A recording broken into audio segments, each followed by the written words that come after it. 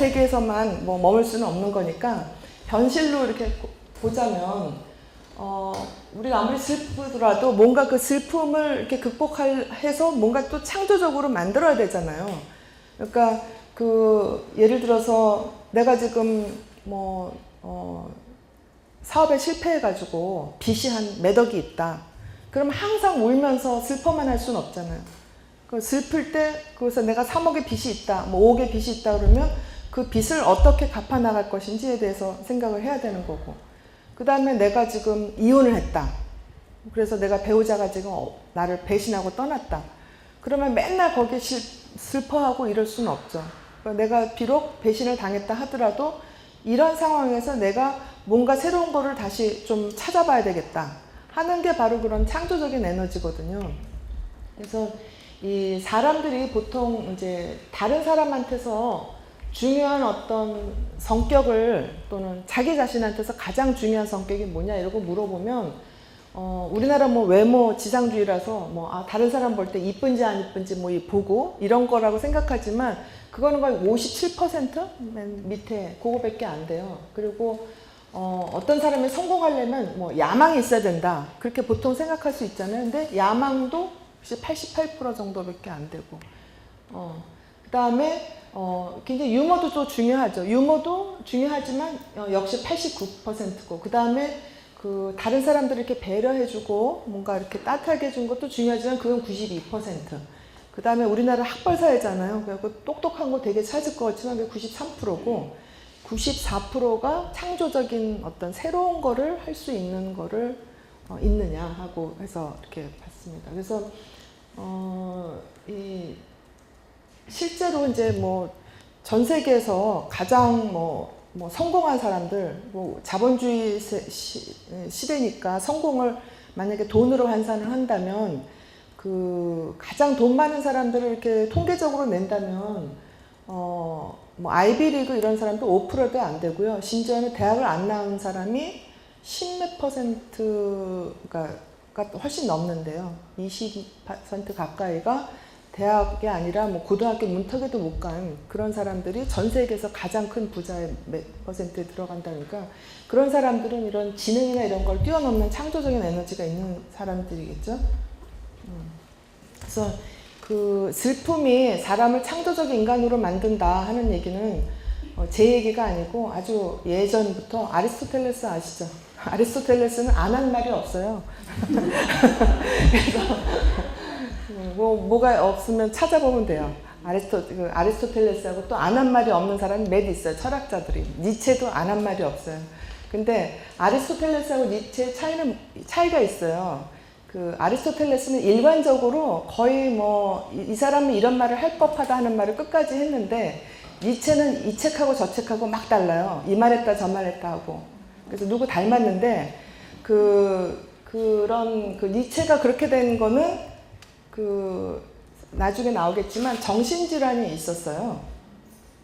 아리스토텔레스는 비교적 그냥 뭐 그대로 물론 이게 뭐 우리가 그때 같이 살아봐서 본 게 아니라서 사생활은 어떨지 모르지만 겉으로 드러나는 거는 이게 쭉 일관된 부분이 있었는데 니체는 지금 설에 의하면 뇌매독, 뇌매독에 의한 치매로 죽었었어요. 근데 참 그 뭐 뒷얘기긴 하지만 니체가 너무나 창조적인 천재라서 치매가 온 게 아니고요. 니체는 굉장히 수줍은 남자였어요. 엄청나게 수줍고 외롭고 고독하고 그래서 맨날 어렸을 때부터 피아노 치고 책 보고 그게 다였어요. 그런데 친구 하나가 이렇게 꼬셔가지고 유곽에 갔어요. 유곽에 가가지고 거기 여자들을 보고 너무 깜짝 놀래가지고 막 처음에는 갔을 때는 이제 도망쳐 나왔는데 계속 젊은 니체니까 1년 내내 거기를 생각을 한 거예요. 이제 그래서 또 가야지 가지 말아야지 그러다가 결국에 갔는데 몇 번 가지도 않았는데 원래 그러잖아요. 선수들은 안 걸리잖아요. 근데 정말 그 순수한 사람이라서 매독에 걸려가지고 나중에는 막 엄청난 두통, 그 다음에 막 길거리에서 소리 지르고 막 난리치고 이러다가 이렇게 나중에는 엄마랑 누이한테서 이렇게 정말 똥오줌 받는 그런 치매 상태로 해서 죽었어요. 그래갖고 그 니체 책을 보면 젊었을 때 하고 나중에 이제 후기로 갈수록 이상한 말이 상당히 많이 나와요. 근데 그 이상한 말이 나오지만 그 어떤 창조적인 에너지는 사실은 이상함과 정상의 그 좀 중간 정도거든요. 그래서 그 엣지라고 그러죠. 가장자리, 경계에 있을 때 창조적이 되거든요. 이 한국의 천재들입니다. 맨 왼쪽은 혹시 누군지 아세요? 예. 그리고 가운데는 아시죠? 예. 하고 세 번째는 잘 모르시죠? 근데 진은숙이라고 그 작곡가. 예. 그래서 사실은 저 같은 사람보다는 이렇게 진은숙 씨 같은 사람이 와서 강의하는 게 더 맞을지 몰라요. 이렇게. 근데 진은숙 씨가 어렸을 때 중학교 2학년 때 그 쇼스타코비치하고 말러 음악을 듣고서는 바로 이런 곡을 만들어야 되겠다 해서 그때부터 작곡을 하기 시작을 했대요. 그래서 아 역시 천재는 천재구나. 저는 지금도 쇼스타코비치를 들으면 골치가 딱딱 아프거든요. 머리가 아픈데 중학교 2학년짜리. 근데 진은숙 씨 같은 경우만 해도 좀 그래도 행복한 편인데 이중섭 씨는 다 아시죠? 너무 불행하게 그렇게 돌아가셨고 가족도 없이. 그래도 김수환 추기경님 같은 분을 제가 왜 천재라고 했냐면 이분은 뭐 예술이나 이런 거를 뛰어난 업적을 한 건 아니지만 종교적인 면에서 정신적인 면에서 그 전무후무한 그런 부분을 보인 거예요. 그러니까 뭐 진보건 보수건 뭐 나이 많은 사람이건 뭐 적은 사람이건 없는 사람이건 있는 사람이건 이렇게 아우를 수 있는 그런 것도 하나의 사회적인 창조성이거든요. 그 특히 저는 김수환 추기경을 좋아하는 것 중에 하나가 그 여유 있죠, 여유. 저도 한번 이렇게 뵀는데 아마 추기경님은 뭐 창녀서부터 뭐 굉장한 부호까지 무수하게 아주 다양하게 만났기 때문에 여기서도 만나신 분이 계실지 모르겠는데 한번 그냥 우연한 기회에 뵀는데 너무 재밌으셨어요. 너무 재밌고 그러면서 여유 있고 그러면서 잘 들어주시고.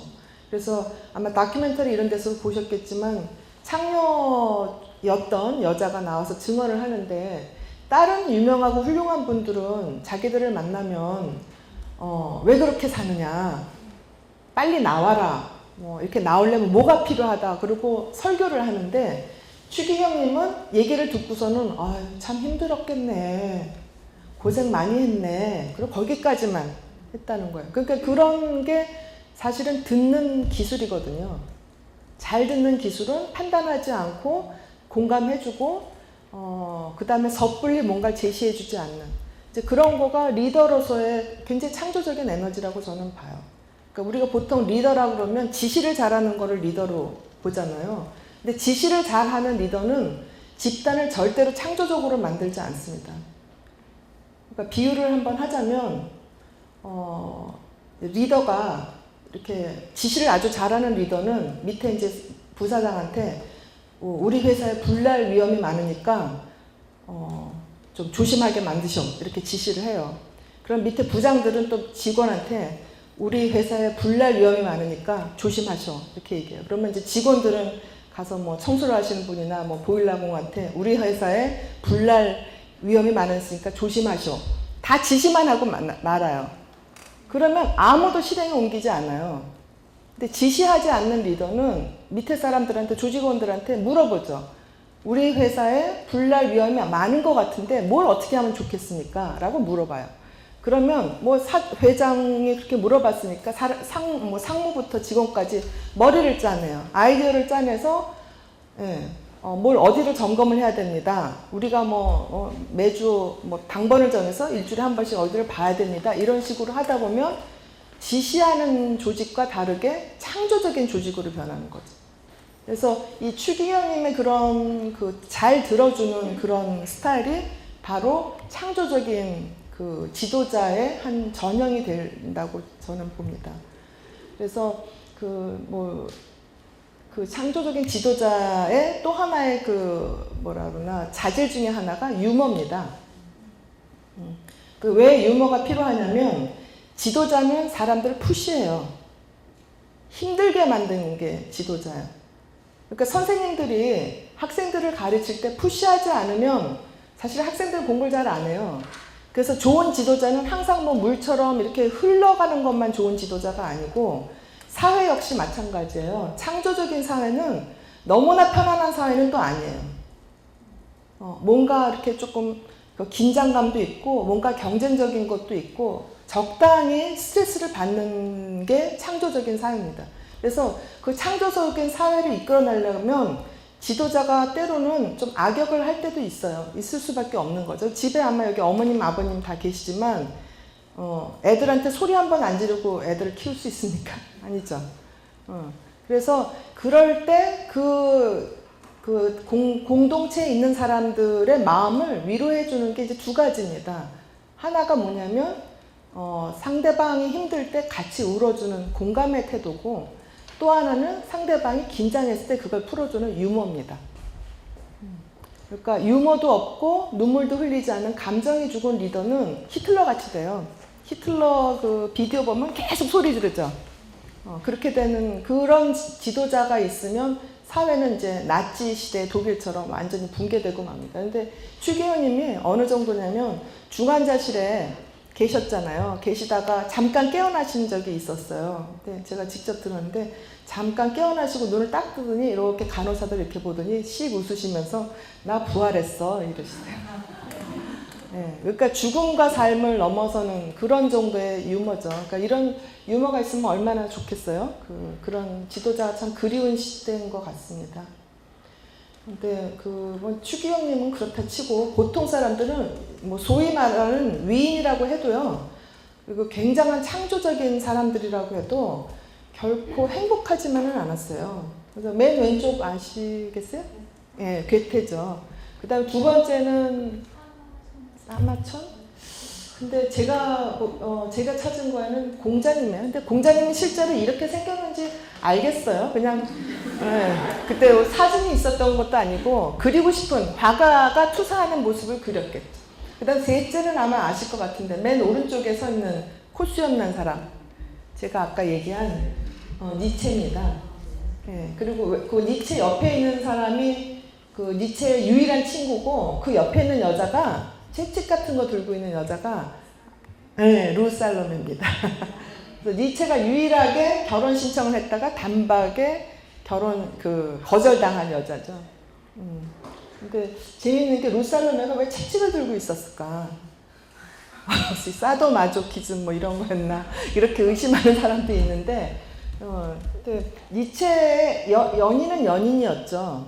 그래서 루살로메가 니체하고 많은 얘기를 한 거를 그대로 어디로 가져갔냐면 프로이드한테 가져갔어요. 그래서 프로이드의 그 수요 클럽이라는 그건 멤버였는데, 그래가지고 프로이드의 이론이 니체에서 많이 나왔어요. 엄청나게. 근데 그거는 이제 뭐 표절이 꼭 아니고요. 천재가 나오려면 그 천재라는 하나의 큰 봉우리를 만들기 위해서는 그 전에 많은 봉우리들이 있습니다. 이제 그 산맥을 이루는 거죠. 그래서 프로이드를 만들기 위해서 니체가 있었고, 니체가 있기 위해서는 쇼펜하우가 있었고, 쇼펜하우 있기 위해서는 칸트가 있었고, 이런 식으로 이렇게 그 천재들은 서로 영향을 주면서 이렇게 가는 거죠. 근데 오른쪽은 다 아는 피카소의 자화상이죠. 바로 죽기 전에 피카소는 뭐 어떻게 보면 20세기의 가장 천재적인 사람 중에 하나잖아요. 근데 실제로 피카소의 그림들을 이렇게 쭉 보는 미술사가들 보면 피카소의 그림의 90%는 거의 표절이에요. 근데 표절이라고 할 수는 없죠. 왜냐하면 고전에서 아이디어를 가지고 온 거거든요. 그래서 그건 사실은 엄밀한 의미의 표절이라기보다는 하나의 그 영감을 과거에서 받아온 거죠. 그래서 90이 넘을 때까지 계속 작업을 했잖아요. 했는데 이게 바로 죽기 전에 자화상입니다. 근데 보시면 어떠세요? 이 피카소는 결혼도 엄청나게 많이 했잖아요. 뭐 젊은 여자 뭐 하고, 얼마나 이 사람이 뱀파이어처럼 이렇게 그 젊은 여자들의 길을 다 뺏었냐면, 피카소랑 헤어진 여자들은 한 명 빼고 다 자살했어요. 그러니까 뭐 거의 자살 비슷하게, 완전히 자살이든. 그러니까 그만큼 그 천재 뒤에는 천재한테 기를 빨린 사람들이 많습니다. 한 사람의 천재를 만들기 위해서는. 근데 그런 천재지만 죽기 전에 이 피카소의 자화상으로 아마 그 추기경님하고 달라요. 불행해 보이죠? 눈도 하나는 크고 하나는 작고 근데 굉장히 공포스러워 보이고 죽음 앞에서 그 다음에 여기에 푹 파여있잖아요. 이렇게 귀가 없어요. 듣지도 못하고 입은 딱 다물어서 그러니까 그런 슬픈 그 표정이 되죠. 그러니까 그 피카소가 많은 여자들의 그 길을 빨았지만 피카소 역시 그 자기의 천재성 때문에 항상 행복하지만은 않았던 거죠.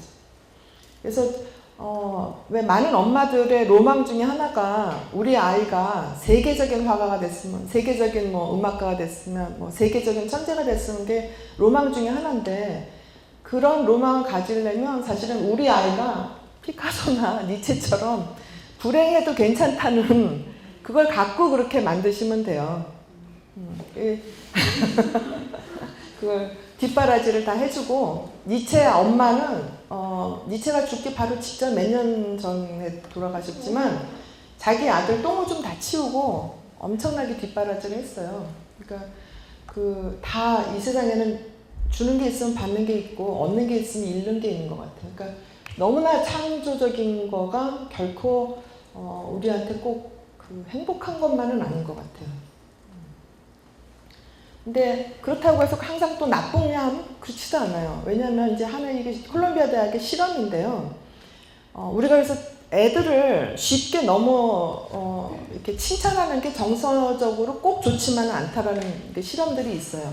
그러니까 뭐 칭찬은 고래도 춤추게 한다 뭐 이런 얘기를 해서 얼뜻 창조적인 아이를 만들려면 무조건 잘했다 이렇게 하는 게 좋을 것 같잖아요. 근데 꼭 그런 건 아니라는 거죠.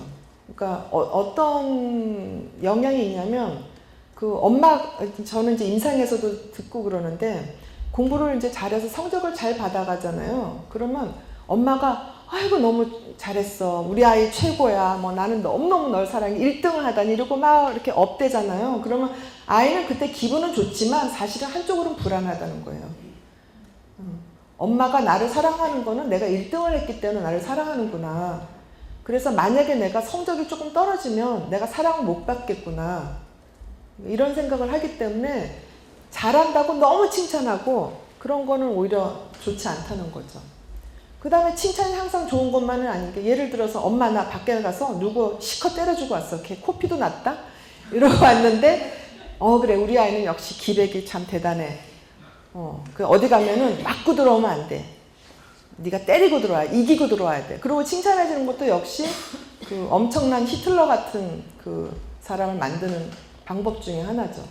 그래서 항상 긍정적인 피드백을 주는 것이 꼭 그 아이의 인성 개발에 좋은 게 아니고 그룹도 마찬가지입니다. 그러니까 그룹이 이렇게 이제 있으면 그냥 얼뜬 생각하기에는 굉장히 좋은 리더는 좀 그 팀원들이 못해도 잘했어 이러면 꼭 좋은 리더 같잖아요. 그러면 실제로 학교에서 보면 학교의 질이 떨어지잖아요. 그럼 교수님들이 A+를 막 남발을 해요. 왜 A+를 남발하는 줄 아세요? 점수라도 잘 줘야 내가 강의를 허접하게 해도 내 강의를 듣기 때문에. 그래서 A+를 남발하는 학교 결코 좋은 학교가 아니죠. 그러니까 그 자기 강의에 자신이 있으면 아이들을 야단을 칠 수가 있는 거죠. 그러면 부정적인 피드백을 받은 그룹하고 긍정적인 피드백을 받은 그룹이 언뜻 생각하기에는 부정적이면 기분이 나쁘고 동기가 없어서 일을 안 할 것 같잖아요. 근데 피를 조사를 해보니까 DHEAS라는 그 디하이드로에피안드로스테론이라는 호르몬이 있습니다.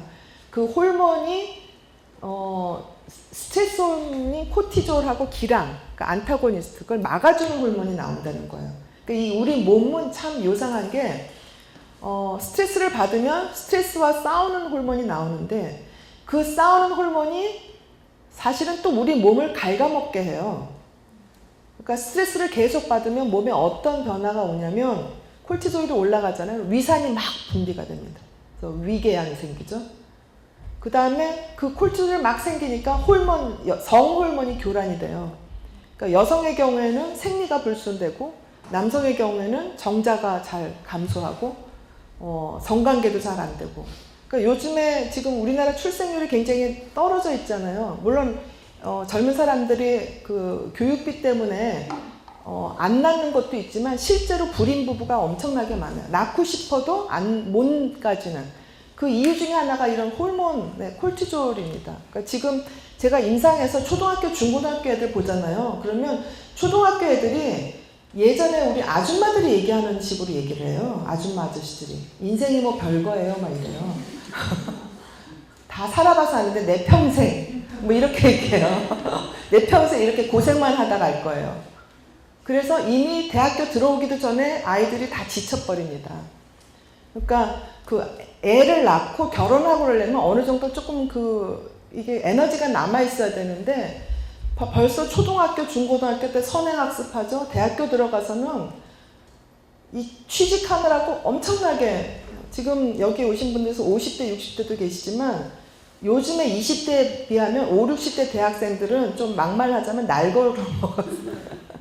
아무것도 안 했어요. 지금 20대들은 뭐 새벽부터 밤까지 공부하느라고 뭐 말도 못해요. 그러면 어떻게 되겠어요? 콜티졸이 나와서 이게 잘 안 되는 거죠. 그러지 않아도 또 스마트폰 있잖아요. 스마트폰 남자들 이 호주머니에 갖고 다니잖아요. 그게 굉장히 안 좋은 거 아시죠? 스마트폰을 갖고 다니시면 엉덩이에다 차지 마시고 꼭 여기다가 차고 다니세요. 정자수도 감소하고 그 활동성도 떨어지고 그렇대요. 그러니까 이게 콜티졸이 그렇게 나오면 사람을 많이 그것뿐 아니에요. 이 관절도 또 병이 생겨요. 그래서 이제 아줌마들이 되면 저도 관절이 별로 안 좋지만 이제 중년이 되면 무릎도 아프고 여기도 아프고 저기 아픈 거가 그 콜티졸의 그것도 있죠. 또 스트레스를 많이 받으면 혈관이 어떻게 돼요? 이렇게 위축이 되잖아요. 그러면 그게 심근경색, 뭐 뇌졸중, 또 암 이런 거로 다 가게 됩니다. 예, 한숨을 푹 쉬네. 예, 근데 좀 몸은 참 아주 신기한 게 콜티졸이 나오면 제가 말한 그 DHEAS가 또 나와요. 그래갖고는 그거가 잘 밸런스가 맞으면 돼요. 그러니까 스트레스가 나쁘다고 해서 아무 스트레스도 안 주잖아요. 그러면 지루해서 죽어요. 그리고 잘하지도 않고 입맛도 없고 아무것도 하기 싫고 권태로워지는 거죠. 그러니까 제가 뭐 우스갯소리로 인간은 딱 두 가지야. 권태롭지 않으면 불안한 거야. 뭔가 새로운 걸 하려면 불안한 거고 익숙한 걸 하려면 지루한 거죠. 근데 그걸 뒤집어 놓고 보자면 불안하기 때문에 새로운 걸 만드는 거고 또 지루하기 때문에 또 새로운 걸 만드는 거죠. 그래서 계속 새로운 걸 만드는 것이 이제 창조적인 거라고 할 수가 있겠습니다. 그래서 그 포가스라는 사람의 또 실험이 있는데 웃기는 영화하고 우울한 영화를 보여줬어요. 그런 다음에 그 소문이나 과거에 일어난 일을 이제 판단을 하게 했어요. 그리고 얼마나 정확하게 그런 실험에서 답을 했느냐 보니까 웃기는 영화 보는 사람보다 우울한 영화 본 사람이 훨씬 더 판단력이 좋고 정확하게 기억을 하더라는 거예요. 그래서 아이들 보면 왜 굉장히 아주 막 그 긍정적이고 낙천적이고 어디 가면 잘 놀고 이런 친구들이 있어요. 근데 그런데 공부 잘 못해요. 그런데 맨날 찡그리고 우울하고 보면은 막 이렇게 인상 쓰고 하는 애들이 오히려 공부를 조금 잘해요.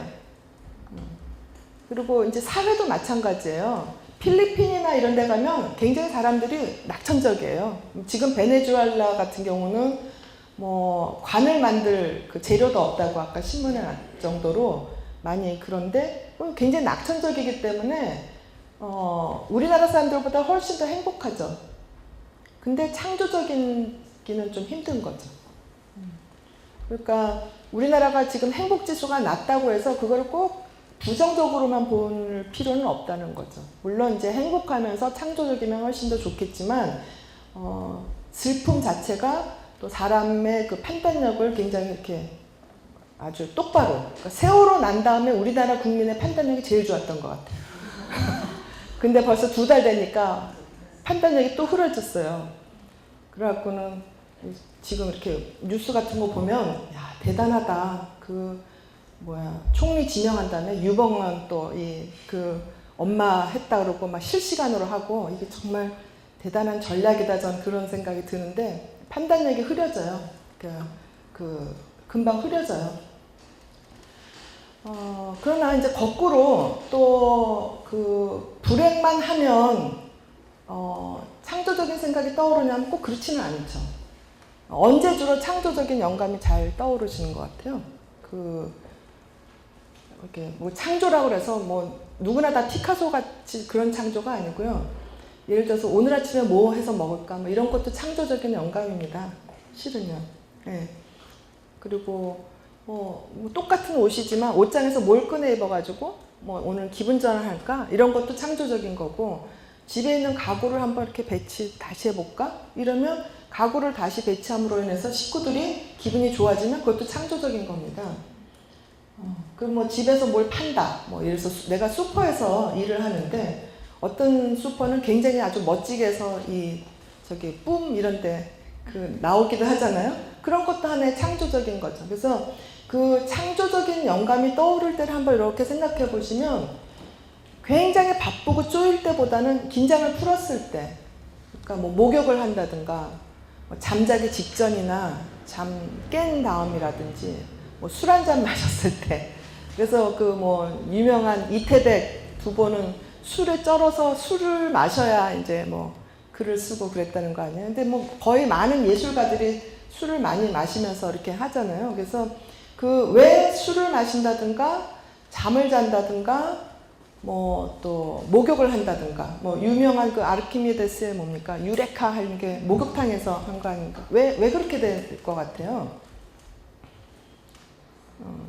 이유가 그 뇌를 보면요, 이 앞에를 신피질이라고 합니다. 그 새로운 신자를 쓴 거예요. 그래가지고 조직하고 이성적으로 생각하고 계산하고 뭐 이해하고 하는 이 지적인 작업을 하는 쪽이 주로 이 앞쪽입니다.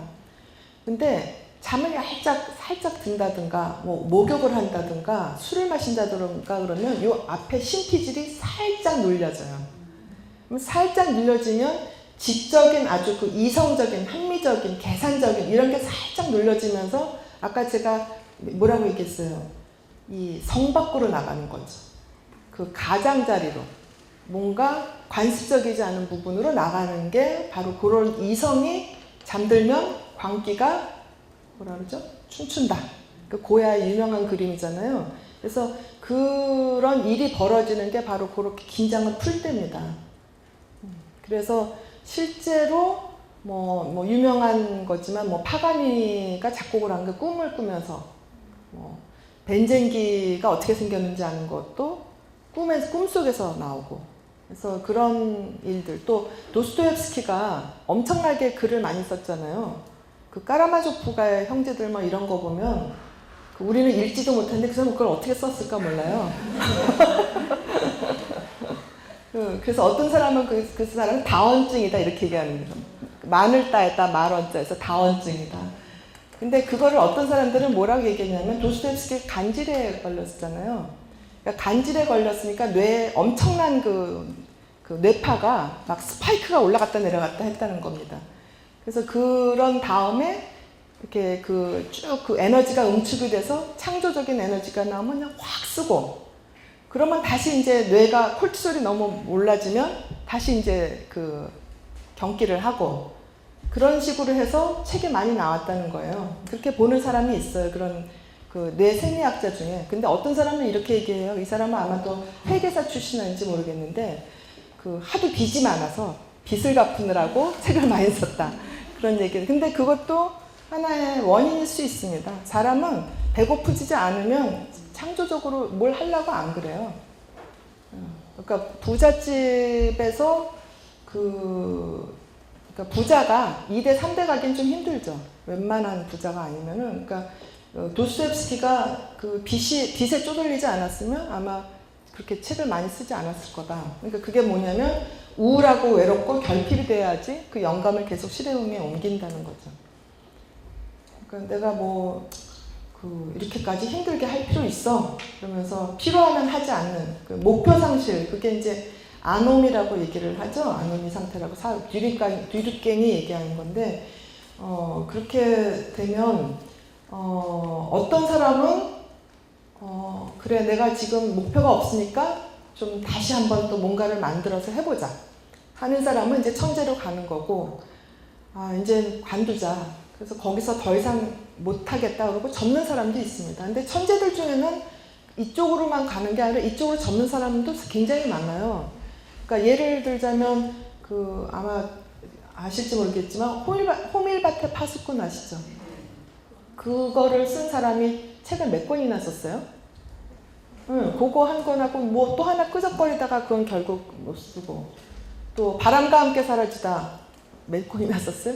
그 책, 예? 예, 그거 하고 뭐 우리가 기억하는 게 없잖아요.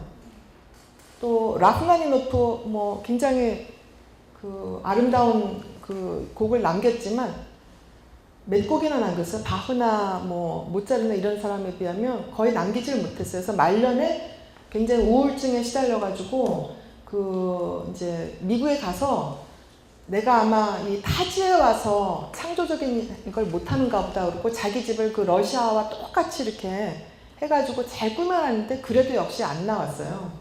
그래갖고는 말년에는 그냥 피아노 연주만 하다가 말았다는 거죠. 그러니까 그 뭐 세계사에 남는 사람들도 그럴지인데 뭐 우리 같은 사람이야 뭐 그 항상 창조적인 영감이 떠오르지는 않는다는 거죠.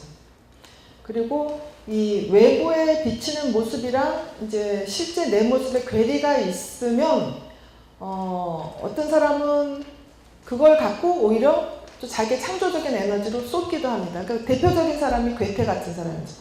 괴테는 젊었을 때 법관을 했었던 사람이에요. 그리고 굉장히 많은 걸 성취한 사람인데 말년에 뭐 아시겠지만 젊은 여자한테 막 반하기도 하고, 그러니까 외적인 페르소나와 실제 그게 다르잖아요. 그러면 그 다른 것 때문에 완전히 이렇게 붕괴되는 사람이 있죠. 그러니까 그 뭐 유명한 뭐 정치인이라든지 뭐 학자라든지 이런 사람들 중에는 젊은 여자랑 뭐 어페어가 있어서 바람이 나가지고 뭐 정치 생명이 끝난다든가 이런 사람도 있지만, 괴테 같은 사람은 그 괴리를 또 다른 영감으로 가지고 또 이제 글을 쓰게 되는 거죠. 그러니까 이게 지금 나한테 온 어떤 그 역경이나 슬픔이나 이런 게 동전의 양면인 거예요. 그러니까 그 슬픔과 역경과 좌절과 분노와 뭐 이런 것 때문에 내가 성 밖으로 쫓겨난 그 가장자리에서 있는 그런 느낌인 거죠. 근데 영어로 얘기하자면 엣지잖아요. 가장자리가. 그럼 엣지는 그 칼날을 보면은 가장자리란 말이에요. 그래서 엣지에 있으면 베일 가능성이 있는 거죠. 그래서 아파요. 피도 흘리고. 그런데 바로 그 엣지에 있어야 조금 더 창조적이 될 수도 있다는 거죠. 그러니까 이게 말이 쉽지 참 힘든 겁니다. 그래서 요거가 뒤에서도 좀 보이시죠? 그 윌리엄 블레이크라고 해서 영국의 시인인데 그림도 많이 그리고요. 제가 공부한 그 융이 굉장히 좋아한 영국의 시인이었습니다. 근데 그 지금 봐도 뭐 정말 현대적인 시들을 많이 썼는데, 이 그림의 주제가 뭐냐면 이 가운데 웅크리고 있는 사람이 신입니다. 하느님. 하느님이 창조하기 바로 직전의 모습이에요.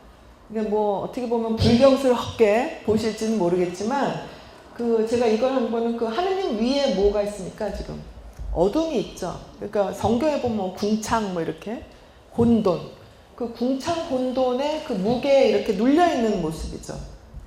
그러니까 하느님도 이렇게 눌려 있는데 창조하기 전에 우리 인간은 얼마나 힘들겠어요. 그러니까 이게 바로 창조 직전에 우리의 마음의 그 어떤 그 구체화된 형상이다, 이렇게 보시면 되겠습니다.